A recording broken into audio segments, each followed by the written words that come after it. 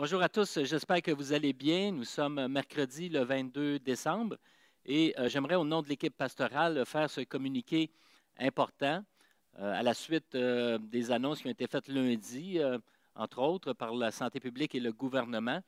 Donc, les décisions qu'on prend, évidemment, ces décisions qui sont réfléchies et qui vont en lien aussi avec les demandes de la santé publique et du gouvernement. Et entre autres, on nous demande de restreindre les contacts par les temps qui courent. On sait qu'avec le variant Omicron, dernièrement, il y a vraiment une montée des cas d'infection. Et puis, on a dépassé donc le cap des 5000 cas par jour. Alors donc, cette situation est quand même importante. Et puis, à la conférence, lundi, M. Dubé a fait part justement de cette réalité. Et puis, mentionnait également que 40 donc, des cas au Canada se trouvent au Québec. Alors, le Québec représente quand même 40 des cas d'infection. Alors, on est aux prises avec une flambée majeure, évidemment, de la contamination de la COVID-19. Et puis, le gouvernement a ordonné donc la fermeture des écoles primaires, secondaires, les bars, les casinos, les gyms, les cinémas, les salles de spectacle, etc. Et d'autres annonces, comme je dis, sans doute aujourd'hui vont être faites également. Alors, c'est le bilan le plus élevé jamais enregistré au Québec depuis le début de la COVID. Alors, M. Dubé donc terminait en disant ceci: la situation épidémiologique est critique en ce moment. La transmission communautaire est fulgurante. Alors, suite à tout ça, nous nous sommes réunis et puis on a pris la décision pour les deux prochains dimanches, soit le 26 décembre et le 2 janvier, de ne pas tenir de rassemblement public en présentiel. Alors, donc, pour ces deux dates-là, nous avons pris cette décision-là. Mais nous serons en ligne le dimanche matin à 10 heures. Alors, 26 décembre, 2 janvier, nos célébrations vont être en ligne à compter de 10 heures. Alors, vous pourrez nous suivre sur notre chaîne YouTube, Église chrétienne de Rosemère. Et puis, on sait que l'Église, ce n'est pas un bâtiment, ce n'est pas un lieu. L'Église, c'est le rassemblement des croyants. Nous sommes unis dans un même esprit. Et puis, il y a d'autres moyens de pouvoir se connecter les uns aux autres et puis d'être ensemble pour célébrer le Seigneur. Alors, c'est une invitation à partir de dimanche qui vient à 10 heures pour cette célébration en ligne. Et peut-être une note importante ici, ce serait de contacter ceux et celles qui n'ont pas accès aux médias sociaux, à se communiquer que nous faisons en ce moment. Alors, peut-être penser à des gens qui viennent le dimanche et puis contactez-les par téléphone et puis avisez-les de sorte qu'on n'ait pas à avoir des gens ici à la porte. Il va y avoir une affiche comme quoi que nous sommes fermés donc pour les deux prochains dimanches. Alors, on ne voudrait pas que les gens arrivent ici et puis soient obligés de retourner, ne sachant pas que le rassemblement public est annulé. Alors, merci de votre collaboration pour transmettre l'information. Alors, donc, pour justifier un petit peu, voici ce qui peut justifier notre décision, en quelque sorte. J'en énumère quelques-unes. Et puis, donc, premièrement, c'est aussi pour la sécurité des membres de l'Église puis des personnes vulnérables. On veut vraiment minimiser les risques de contagion. Alors, donc, on nous demande d'éviter justement le plus possible les contacts. Alors, on sait qu'on peut le faire. On l'a déjà fait aussi l'année dernière. Alors, c'est possible pour nous quand même de tenir nos célébrations, d'éviter le plus possible les contacts. Une deuxième raison, c'est aussi par compassion et par conscience sociale. On est vraiment sensible à ce que la population, la société vit présentement, particulièrement au Québec.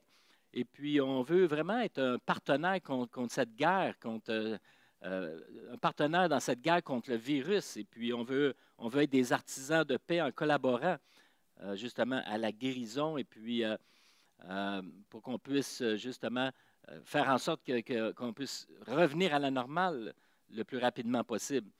On sait qu'on a toujours été solidaires dans la société, dans les gens qui nous entourent, et puis on est une Église qui est solidaire par rapport à la communauté et à tout ce qui est social. Par exemple, juste dans le temps des fêtes, on peut penser au souper des démunis qu'on fait à chaque année, qu'on n'a pas pu faire cette année, mais encore une fois, on a atteint un bel objectif en distribuant au-delà de 10 000 de bons d'achat à des gens qui sont venus ici chercher les bons d'achat. On est allé en distribuer. On a une équipe qui a fait la distribution. On a aussi répondu à des besoins à l'interne même de la communauté. Alors, on a fait cela afin que les gens puissent passer un meilleur Noël. Donc, c'est une intervention sociale. On est très sensible aux besoins qui nous entourent. Et cette sensibilité aussi s'applique dans le cas et dans la situation actuelle où nous sommes affligés par cette contamination extrêmement élevée et puis ce virus qui est extrêmement virulent, ce variant Omicron qui est très virulent. Alors, également aussi, on veut être solidaire avec ceux qui travaillent dans le système de la santé. Alors, vous avez entendu parler par rapport aux médecins, les infirmières, les préposés.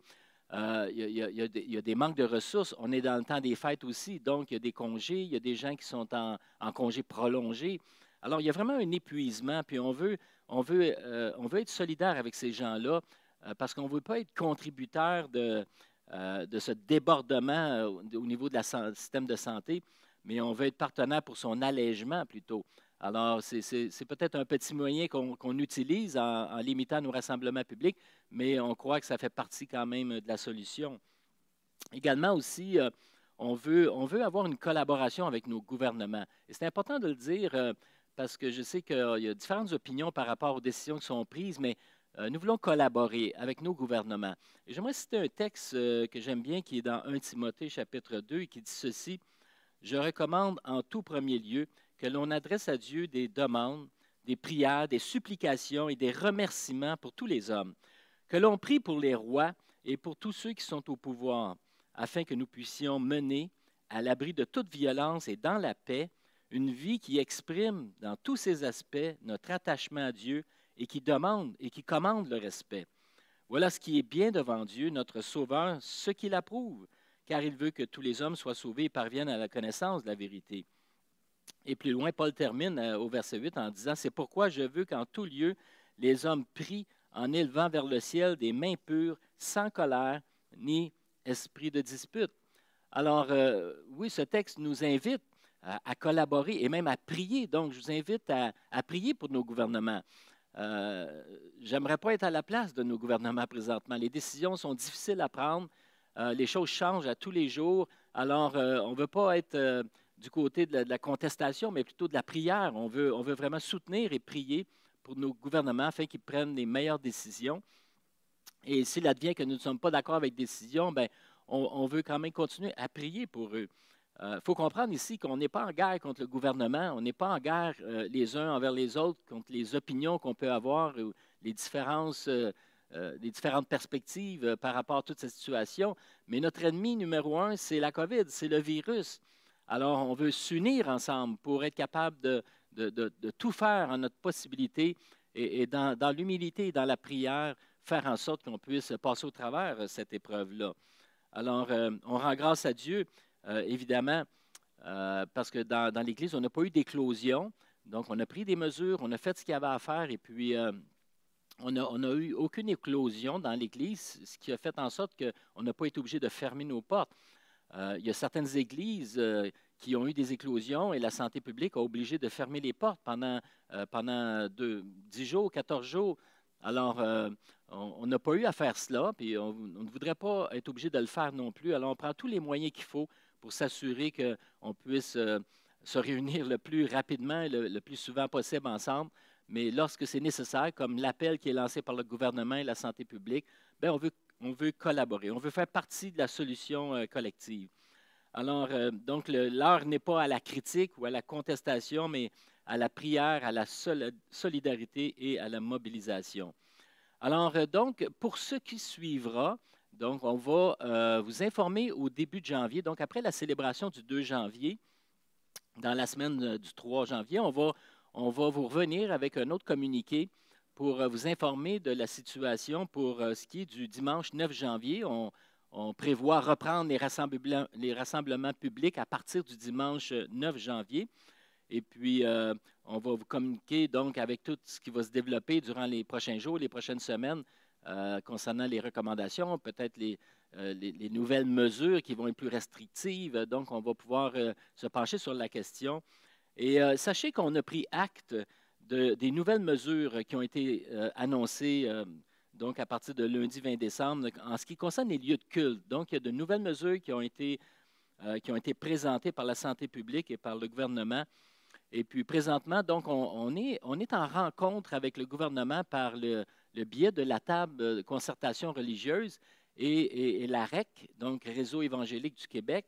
Alors, on est vraiment en contact avec le gouvernement et la santé publique pour examiner justement la question des lieux de culte et puis les restrictions qui sont imposées. Donc, on veut prier là, que ces négociations, ou en tout cas ces tractations qui sont faites avec le gouvernement puissent aboutir à quelque chose de satisfaisant pour nous. Alors, donc, on est conscient là, qu'il y a des rencontres qui se font. Alors, pour l'instant, on a pris acte des nouvelles mesures, mais en n'ayant pas de célébration pour les 2 prochains dimanches, ça nous donne le temps de voir ce qui va advenir de tout cela. Alors, le mot d'ordre, c'est prions, prions tous ensemble à cet effet-là. Et puis, donc, je termine avec ce texte qui justement nous parle de l'importance de s'unir ensemble, d'être unis et de tenir aussi le même langage, un langage d'amour. Et puis, tout cela, comme dit Paul dans 2 Corinthiens 2, il dira, afin de ne pas laisser à Satan l'avantage sur nous, car nous n'ignorons pas ses desseins. On sait que dans des situations comme nous vivons présentement, puis on le vit déjà, que ça crée beaucoup de tensions. Et même, on entend des témoignages au niveau des familles aussi. Il y a des déchirements, il y a voire même des divisions qui se font, que ce soit même au sein des familles, au sein de certains groupes et même au sein des églises. Alors, on veut être vigilant dans la prière et surtout être unis dans un même esprit. Et puis, comme j'ai dit tantôt, on n'est pas en guerre les uns contre les autres, ni contre le gouvernement, mais on veut ensemble s'unir afin d'avoir cette guérison et puis de pouvoir passer au travers cette épreuve-là. L'apôtre Paul aussi, dans 1 Corinthiens 1, nous dira, « Je vous exhorte, frères, par le nom de notre Seigneur Jésus-Christ, à tenir tous un même langage, à ne point avoir de division parmi vous, mais à être parfaitement unis dans un même esprit et dans un même sentiment. » Alors, cela ne veut pas dire d'avoir la même opinion, la même perception, mais ça veut dire d'être unis justement, avoir un même sentiment, unis dans un même esprit. Et je conclus ce communiqué par un texte que j'aime beaucoup et qui m'inspire pour avoir justement les yeux fixés sur le Seigneur, mais aussi de regarder au bon endroit. Et puis, c'est un texte qui se trouve dans Philippiens chapitre 2 et qui dit ceci, verset 1, « N'avez-vous pas trouvé dans le Christ un réconfort, dans l'amour un encouragement, par l'Esprit une communion entre vous? N'avez-vous pas de l'affection et de la bonté les uns pour les autres? Rendez donc ma joie complète. Tendez à vivre en accord les uns avec les autres. Et pour cela, ayez le même amour, une même pensée, et tendez au même but. Ne faites donc rien par esprit de rivalité ou par un vain désir de vous mettre en avant. Au contraire, par humilité, considérez les autres comme plus importants que vous-même et que chacun regarde non ses propres qualités, mais celles des autres. Tendez à vivre ainsi entre vous, car c'est ce qui convient quand on est unis à Jésus-Christ. Lui qui, dès l'origine, était de condition divine, ne chercha pas à profiter de l'égalité avec Dieu, mais il s'est dépouillé lui-même et il a pris la condition du serviteur. Il se rendit semblable aux hommes en tout point, et tout en lui montrait qu'il était bien un homme. Il s'abaissa lui-même en devenant obéissant jusqu'à subir la mort. Oui, la mort sur la croix. C'est pourquoi Dieu l'a élevé à la plus haute place et lui a donné le nom qui est au-dessus de tout nom, pour qu'au nom de Jésus, tout être s'agenouille dans les cieux et sur la terre et jusque sous la terre, et que chacun déclare Jésus-Christ est Seigneur à la gloire de Dieu le Père. Alors, je vous laisse avec ce merveilleux texte qui fait appel justement au bon sens, à l'unité, à ces valeurs que nous avons dans les Écritures, de rester humble et de rester unis ensemble dans l'amour. Et puis, l'unité ne veut pas dire l'uniformité, mais l'uniformité dans les opinions, dans les perceptions, mais l'unité parle justement d'avoir ce même langage, une unité dans l'amour. Et on veut suivre l'exemple de Jésus qui nous a justement montré le chemin à suivre et puis la bonne attitude à avoir. Alors, merci pour votre écoute, merci pour vos prières, et puis soyons un ensemble dans un même esprit. Soyons l'Église de Jésus-Christ, un témoignage de sa gloire et de son règne, un témoignage d'amour et de compassion. Alors, rappelons-nous de cet encouragement que notre frère Olivier nous a apporté le 5 décembre dernier. Ne crains rien. Alors, je vous invite à faire l'écoute de cet enseignement-là. Le texte qu'Olivier avait utilisé était dans Ésaïe 41:10, lorsqu'il dit « Ne crains rien, car je suis avec toi. Ne promène pas des regards inquiets, car je suis ton Dieu. Je te fortifie, je viens à ton secours. Je te soutiens de ma droite triomphante. » Alors, on veut se confier en Dieu. On n'a pas à craindre pour l'avenir. Nous plaçons notre confiance en Dieu et ensemble, nous demeurons unis dans un même esprit. Alors, on vous invite donc dimanche qui vient à 10h. Soyez des nôtres, soyez en ligne pour cette célébration, cette dernière célébration de l'année 2021. J'aurai l'occasion d'apporter un message et aussi ajouter quelques éléments suite à ce que nous vivons présentement. Mais un message qui s'intitule « Du Boxing Day au Blessing Day ». Alors, au nom de mon épouse Nicole et de moi-même, de toute l'équipe pastorale aussi, on vous souhaite un très joyeux Noël. Passez un bon temps de repos en famille et puis soyez bénis à tous égards. Amen.